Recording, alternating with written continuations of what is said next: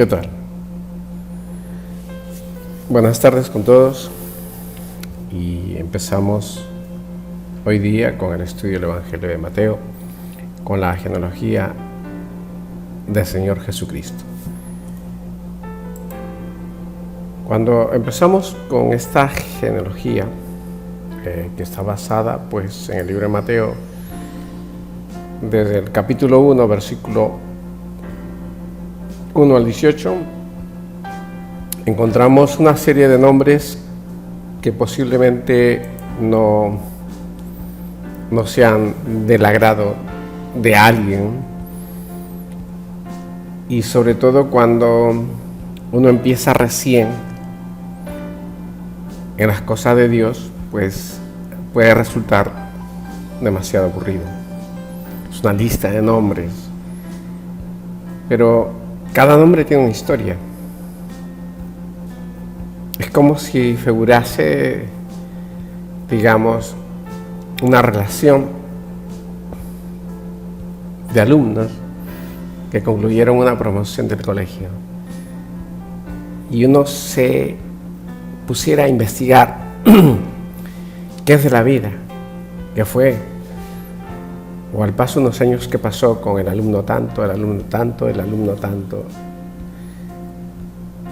Y a pesar que las historias pueden ser agradables o desagradables de cada quien, pues a la final es interesante. Es la vida de un ser humano.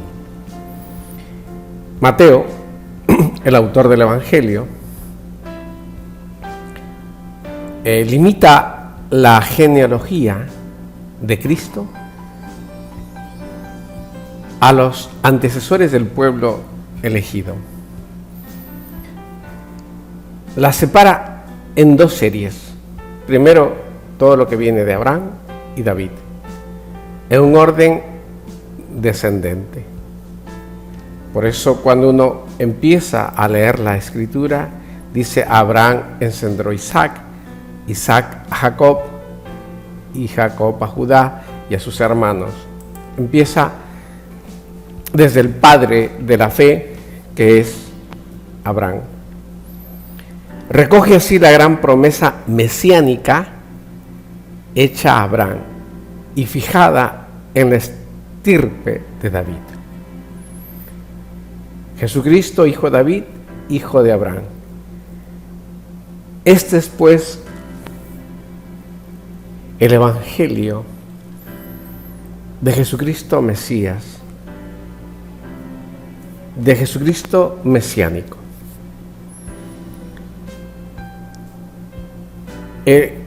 Siempre en la cultura hebrea, la conservación y el uso de las genealogías es algo muy característico de este mundo semita. La Biblia conserva muchas genealogías. En el tiempo de Josefo, de este historiador hebreo romano, recuerda el esmero con que se conservaban por escrito, todas estas genealogías, y lo cuidaban con gran esmero los sacerdotes. Era de valor muy grande, con sus nombres y la de sus padres. Estas listas eran públicas,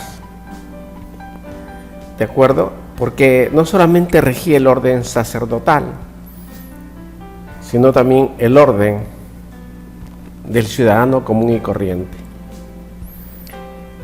Pablo de Tarso cita con orgullo su propia genealogía en el libro de Romanos 11, capítulo 1, versículo 11, y Filipenses capítulo 3, versículo 5.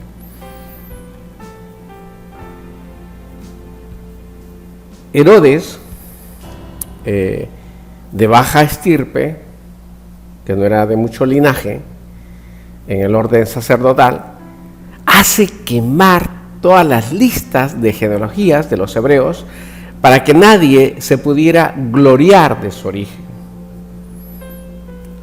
Este puede ser un tipo lleno de envidia, pero a pesar de esta orden de Herodes, se salvaron algunas de estas genealogías que citan a los parientes más cercanos de Cristo. Acá hago un paréntesis. La Biblia es el libro más escudriñado, más sometido a pruebas. La Biblia es el libro que ha sido investigado por todos para tratar de demostrar que es un libro falso. Y a lo largo de los años, desde que muere nuestro Señor Jesucristo y asciende al cielo, este libro ha sido totalmente estudiado, totalmente, ¿qué le digo?, investigado para ver si algo era falso. Por eso las pruebas que sostienen cada uno de estos versículos está demostrado con miles de páginas y con miles de testimonios. Entonces, esta genealogía es históricamente de mucha importancia para los orientales y judíos y hablar de sus antepasados. Ahora, ¿cómo lo trata Mateo? Lo reduce pues a 3 grupos de 14 cada una. Tenía un propósito particular esta subordinación.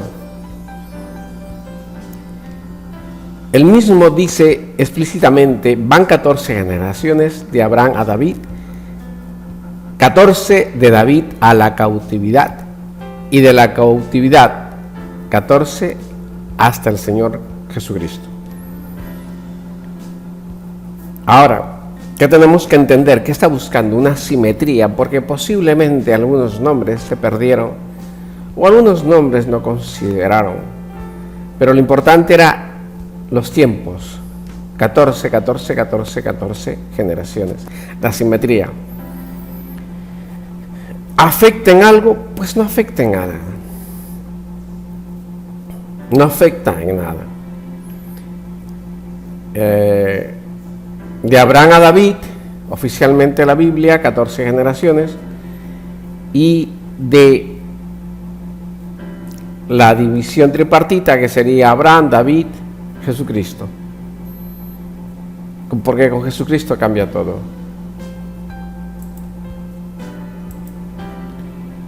Ahora, esta genealogía que viene de Abraham hasta David, ¿de acuerdo? Luego de, si quieren ser más explícitos, desde Salomón hasta el cautiverio babilónico, y luego la del cautiverio babilónico hasta José el carpintero, que es el padre del Señor Jesucristo, humanamente hablando, no un padre biológico, sino el padre que lo cuida, que se encarga de velar por él en los primeros años, un padre terrenal, ¿no? Cuando uno empieza a leer pues las Escrituras, repito, es aburrido, ¿no? Como que uno ya no quiere seguir leyendo. Dice, es el primer capítulo y ya nos trae una lista de nombres que no entiendo quién es tal.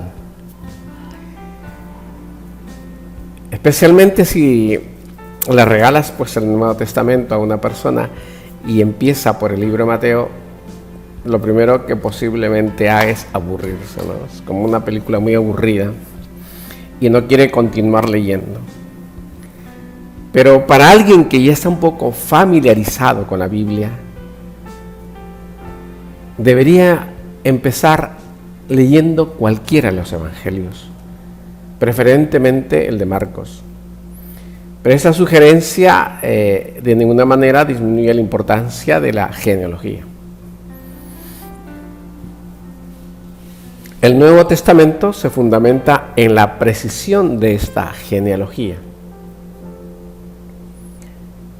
Porque esta precisión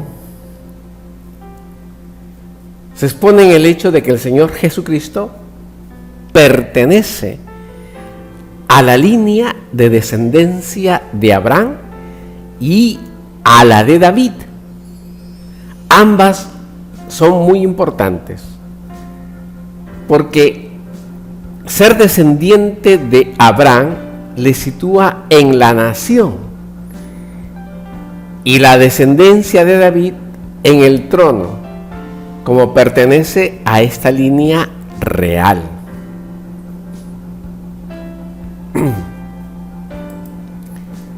Fíjense que entrar en detalle de todo esto es bastante largo, y posiblemente hacer el estudio de cada nombre llevaría pues de repente un mes con muchas horas, porque es muy interesante en realidad.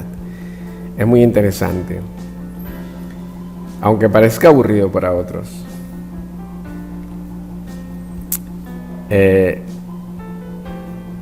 Después está el otro libro, el libro de la generación de Jesucristo, y cómo entraste a formar parte de esta familia.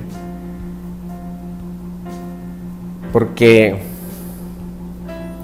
seremos parte de este libro de generaciones. Entraste por medio de un nacimiento, del nuevo nacimiento. Fíjate, entraste por medio de un nacimiento. ¿Cuál nacimiento? ¿El biológico o el espiritual? No, el espiritual. Y por eso también ingresamos a las generaciones de Jesucristo. ¿Y en qué me sustento para decir esto? Evangelio según Juan, capítulo 3, versículo 3. El Señor Jesús dijo que tenemos que nacer de nuevo para ver el reino de los cielos. Esto pues nos coloca en el libro de la vida del Cordero, en la generación de Jesucristo, en el cual entraremos al aceptar a Cristo como nuestro Señor.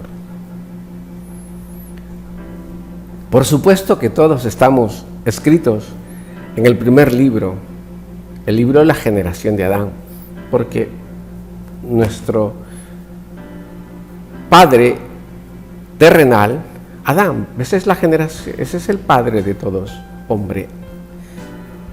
Adán y Eva son nuestros primeros padres y todos venimos de ahí.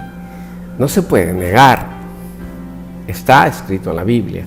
Ahora, si alguien lo duda y tiene otros argumentos, pues que muestre sus argumentos, que muestre quién estuvo, porque el que da testimonio es nuestro Señor, es Dios con su Santo Espíritu. Bueno, y yo sí lo creo. Y si usted, mi estimado amigo, no confía, pues está en su libre derecho de no creerlo. Pero hay que seguir investigando.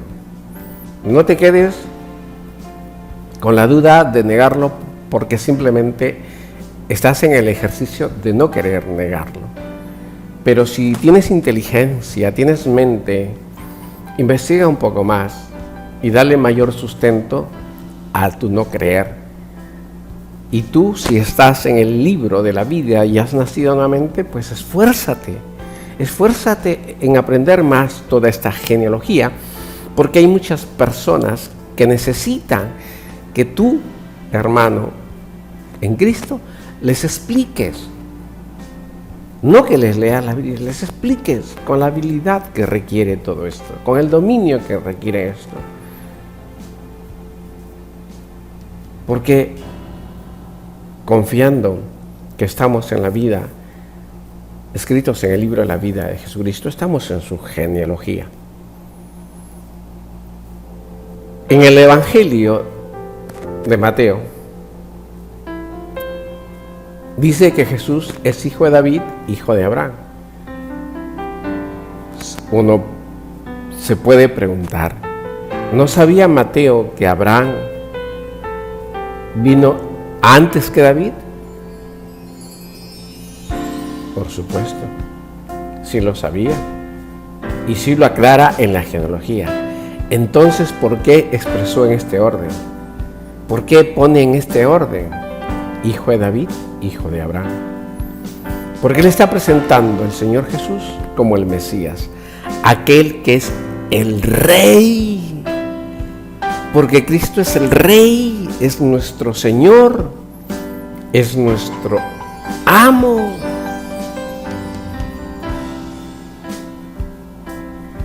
Y aquel que establece era el reino de los cielos en la tierra.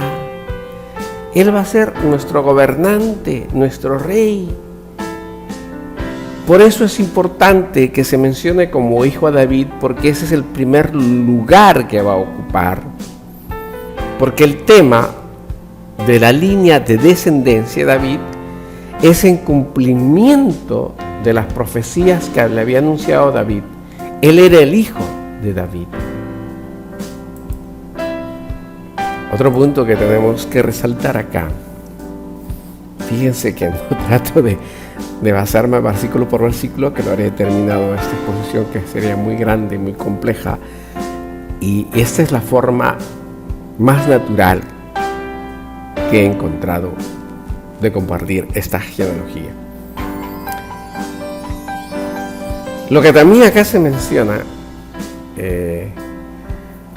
es que se cita el nombre de mujeres como Tamar, Rahab, la mujer de Urías, Ruth, y se las menciona cuando los derechos mesiánicos legales se hacían por línea paterna, no por línea materna.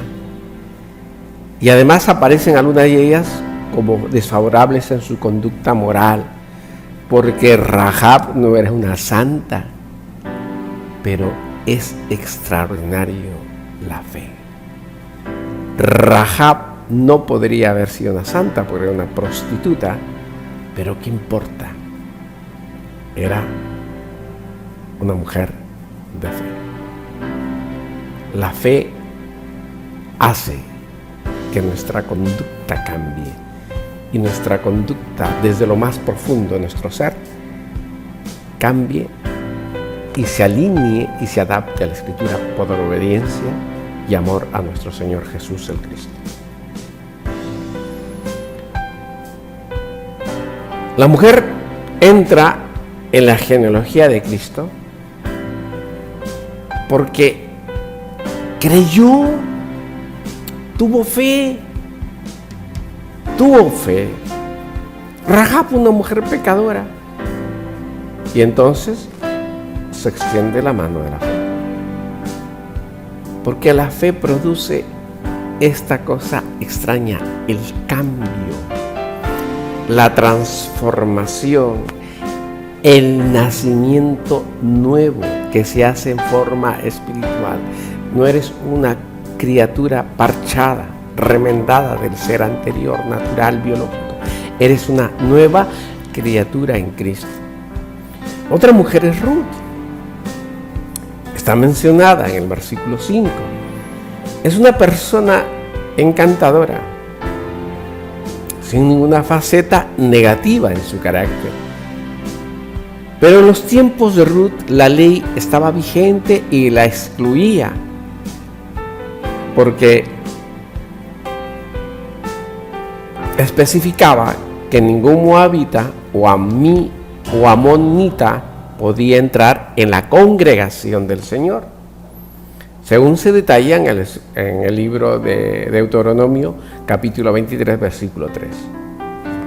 Entonces, pero aunque la ley no la admitía, hubo un hombre llamado Booz que un día la vio en su campo y se enamoró de ella. Entonces la hizo objeto de su gracia y su misericordia, extendiendo su manto alrededor de ella e introduciéndola en la congregación de Israel. Pero ella, ¿por qué lo hizo? Por fe. Porque le dijo a tu suegra: tu pueblo será mi pueblo y tu Dios será mi Dios.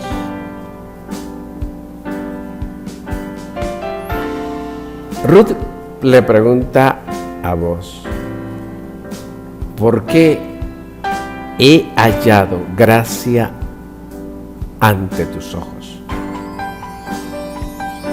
Y tú y yo podemos formular a Dios hoy la misma pregunta. En cuanto a su gracia para nosotros. Señor, sé que por gracia soy salvo. Inmerecidamente soy salvo. ¿Qué te llevó a tomar esa decisión de regalarme don de fe? De gracia y misericordia. Una vez más tomemos nota de la progresión. Venimos como pecadores y extendemos la mano de la fe. Y Jesús el Cristo, por su maravillosa gracia, nos salva. ¿Ve? Porque esas mujeres no eran del pueblo hebreo, pero por la fe, entramos en la genealogía de Cristo, en el libro de la vida. La otra mujer, Betsabé, no es mencionada por su nombre, sino llamada en el versículo 6, la que había sido mujer de Urías. Murió Urías, lo mandó a matar el rey David, y luego ella se convierte en la mujer del rey David. Su nombre no se menciona porque no fue ella la que pecó, sino David. Y fue él quien realmente tuvo que pagar por su pecado. Su pecado no solamente era de adulterio, muchas cosas terribles que hizo David, porque se enamoró de esta mujer. Estuvo atrapado, pues, como cualquier hombre natural, en los deseos carnales. Pero David tuvo que pagarlo. Y él tuvo que pagar por sus pecados. Pero ella, a pesar que no está escrito su nombre como Betsabé, sí está escrito como la que había sido mujer de Urías, para poder tener bien identificado quién era, para no tener dudas, porque a Dios le gusta la certeza y la convicción. Entonces ella es introducida a la genealogía de Cristo, porque Dios no desecha a uno de sus hijos cuando peca. Fíjense, pecó Pedro, lo traicionó, pecó David, no lo abandonó. Por eso el Señor dice, cuando una oveja sale fuera del redil, se convierte en una oveja perdida. Pero nosotros tenemos un buen pastor, que es Jesucristo, que sale a buscarnos y nos trae de vuelta al redil. A pesar que nos perdemos, como David, como Pedro, de la misma manera, Él trajo al rey David junto, así otra vez. Lo trajo, lo recuperó. Porque así es nuestro Señor, nos recupera. Y es así como vemos expresada en esta genealogía toda la historia de la salvación. Acá es importante ver el asunto de la fe. Y pues si usted tiene más ánimo de darle una revisada más profunda, lo puede hacer. Pero esto sería mi compartir desde un punto un poco más dinámico, más resumido de esta historia de la genealogía de Jesús, el Cristo, donde interesa ver que viene del linaje de Abraham, que es la fe, importante, y de David como rey, como Mesías. Cumpliéndose pues las profecías mesiánicas de que este es el Salvador y que va a reinar con los que son salvos. Esforcémonos pues todos y que el Señor Jesucristo nos dé fuerza, jamás deje de soltar nuestras manos, que no caigamos, que no resbalemos y que siempre esté con nosotros el Señor Jesucristo, para que no nos separemos de Él y vivamos cada día que estemos en la tierra en la práctica de la santidad, apartados del pecado y obedeciendo a la palabra de Dios por fe en el Señor Jesucristo para hacer la justicia según el bien que Él nos demanda. Amén.